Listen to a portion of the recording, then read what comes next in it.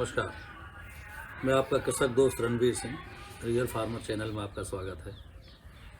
वैसे तो साथियों, मैं कोई वैज्ञानिक तो नहीं हूँ, एक किसान हूँ। मैं बार बार इस बात को कहता रहता हूँ, लेकिन आज एक मेरा मन हुआ। मैं कल मंडी गया था और मेरी कुछ भिंडी और खीरा जाना था। तो जो मैं भिंडी वहाँ लेके गया, पॉलिथीन में जो भिंडी भरी हुई थी, उस भिंडी का साइज़ लगभग जो मैं दिखा रहा हूँ, ये मैंने अपने सामने तुलवाया था। इतना बड़ा साइज़ जो कच्चा है कि ये जाना चाहिए। तो जो ख़रीदने वाला हॉकर था, उसने ये कह के नकार दिया उसको कि ये तो पका हुआ है। खैर, मैंने उसको फोर्स कहा, मैंने इसमें से एक भिंडी बाहर निकालो और तोड़ के मुझे पकी हुई दिखाओ। मैं इस पिन्नी आपको जो कहते हो दे दूँगा, कोई बात नहीं, लेकिन दिखाओ तो सही कि इसमें से एक पिन्नी निकली। खैर, मेरा उस निष्कर्ष पहुंचा। बाकी भी भिंडी और लोगों की वहाँ आई थी, मैं अकेला काश्तकार नहीं था। तो उनका जो साइज़ था उसे देख के मुझे बड़ा ताज्जुब हुआ। वो जिस भिंडी के साइज़ को मांग रहा था, इस स्वाभाविक बात है, वो बेचने वाला है, घर घर जाके बेचता है। तो हमारी डिमांड उसी भिंडी की है, उसी साइज़ की सब्जी की है। भिंडी से मेरा मतलब नहीं है, भिंडी और खीरा दो आइटम तो थे, इसलिए मैंने लेके बैठा हुआ दिखाने के लिए आपको कि भिंडी और खीरा का जो साइज़ वो व्यक्ति खरीद रहा था, इसका मतलब उपभोक्ता, हम लोग जो खरीदते हैं उसी की मांग करते हैं, उस साइज़ की। तभी वो उस व्यक्ति को मांग रहा है। और मेरे जैसे किसान या और किसान जो बड़ा साइज़ लेके गए थे, जैसे मैंने दिखाया कि ये भिंडी का साइज़ था, इसको लेके गए थे, या ये खीरे का साइज़ था जो खाने लायक है आपके, इनको लेके गए थे, उनकी भिंडी या सब्जी को, जो और भी सब्जी थी, नकारा जा रहा था। अफसोस होता है, ताज्जुब होता है साथियों। मैंने कि मैं वैज्ञानिक नहीं हूँ, किसान हूँ, लेकिन मैं कुछ थोड़ा बहुत जानता हूँ। हमारे वैज्ञानिक हमको ये रिकमेंड करते हैं कि जब कभी हम लेट फसल लगाया करते थे, आलू के बाद गेहूँ वगैरह बोया करते थे, तो ये कहते थे कि भाई आप न्यूट्रिएंट्स वैल्यू ज़्यादा मत दीजिए खेत में। एक आध बार क्वेश्चन किया हमने, कहा भाई कारण क्या कारण है, क्यों ना दें।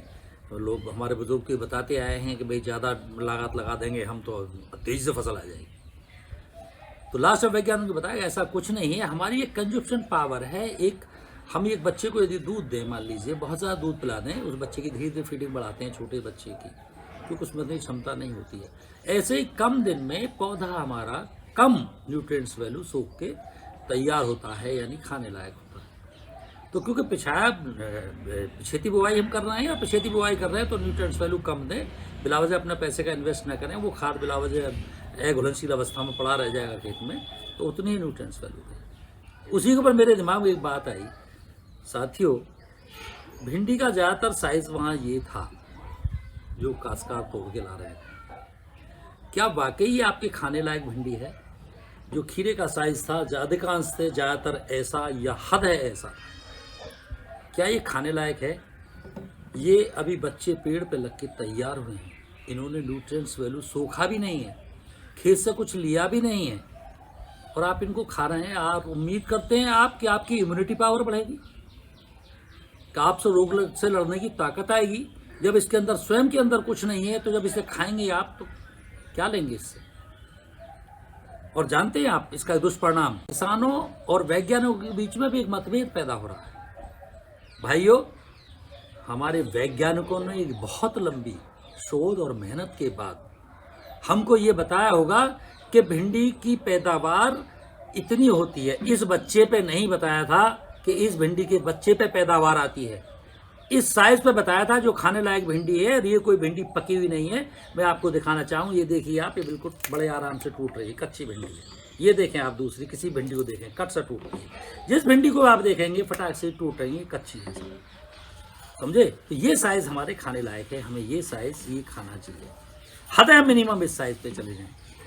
वैसे तो मैं इसी की रिकमेंडेशन करूंगा कि आप इसी साइज को खाएं, तो यही खाने लायक है। इस खीरे की बात करें, ये बिल्कुल कच्चा खीरा है, खाने लायक। इसके अंदर टेस्ट आएगा, आपको खाएंगे तो पानी जैसा नहीं लगेगा, हल्का सा मिठास लेके लगेगा। लेकिन हम खा क्या रहे हैं? इस साइज को ले रहे हैं। इसकी भी पैदावार साइंटिस्टों ने इससे बड़े साइज पे, या इस साइज पे बताई थी कि इस साइज पे पैदावार आपकी ये आएगी, ना कि इस साइज पर बताई। तो मतभेद क्यों पैदा हो गया कि साइंटिस्टों ने हमें बताई कि भाई इस साइज पे लगभग आपकी पैदावार ये होगी खीरे की, लेकिन हम तो इसे तोड़ रहे हैं, तो किसान को कहाँ पैदावार मिलेगी? और किसान बहुत बड़ा ज्ञाता तो है नहीं। जो आप मांग रहे हैं, किसान ने वो तोड़ के दे दिया, पैदावार उसकी स्वाभाविक बात है कम आएगी। तो वैज्ञानिकों के दिमाग में, वैज्ञानिकों के प्रति किसान के दिमाग में ये बात जाएगी, भाई वैज्ञानिक शायद झूठ बोल रहे हैं, जिन्होंने इतना बड़ा बलिदान किया है शोध करके सारी पैदावार हमें बताई है कि पर हेक्टेयर पर एकड़ आपकी इतनी पैदावार आ जाएगी। तो सोचिए कि हम क्या खा रहे हैं, कहाँ से हमें न्यूट्रिएंट्स वैल्यू मिलेगी, कहाँ से हमारे शरीर में इम्यूनिटी पावर आएगी। एक मैं समझता हूँ, मैं सनातन धर्म के उसके ऊपर तो नहीं कहता, लेकिन आमतौर पे जो मांसाहार करने वाले लोग हैं, कभी रहा होगा कि उन्होंने कोई एडल्ट बहुत ज़्यादा बड़ा चिकन मटन एक्स्ट्रा कोई ले लिया होगा, स्लॉटर किया होगा, नहीं पका होगा, तो जल्दी पकाने के चक्कर में उन्होंने छोटे बच्चों को खाना शुरू कर दिया। रिसर्च हुई, अरे हमें किसकी क्या आवश्यकता है। सब्जियां जब खा रहे हैं, कम से कम सब्जियों में तो हम ये देखें कि भाई हम प्रॉपर साइज में, जब हम मांगेंगे तो जो बेचने वाला है वो भी उस साइज को खरीद के ले आएगा, और फिर किसान की भी आमदनी उसकी ठीक ठाक हो जाएगी, उसकी पैदावार ठीक ठाक हो जाएगी, और अंतोगत्ता पूरा किसान से उपभोक्ता तक लिंक यदि आप देखें तो आपको भी न्यूट्रिएंट्स वैल्यू जो भी मिलेगी जब एक प्रॉपर साइज को आप खाएंगे। साथियों, मैं इसमें बहुत ज़्यादा मैं बताया कि जो वैज्ञानिकों ने मुझे कुछ बातें बताई थी और मेरी लाइफ का एक्सपीरियंस है खेती का, तो वो बातें मैंने सारी आपको बताई हैं। मैं उम्मीद करता हूँ कि आने वाले समय में आप वैज्ञानिकों और किसानों के बीच में बिलावजे का मतभेद पैदा ना करें, और अपने शरीर के लिए, कम से कम अपने लिए आप एक प्रॉपर साइज लें किसी भी सब्जी का, ताकि आपको खाने को कुछ मिल सके, न्यूट्रिएंट्स वैल्यू मिले।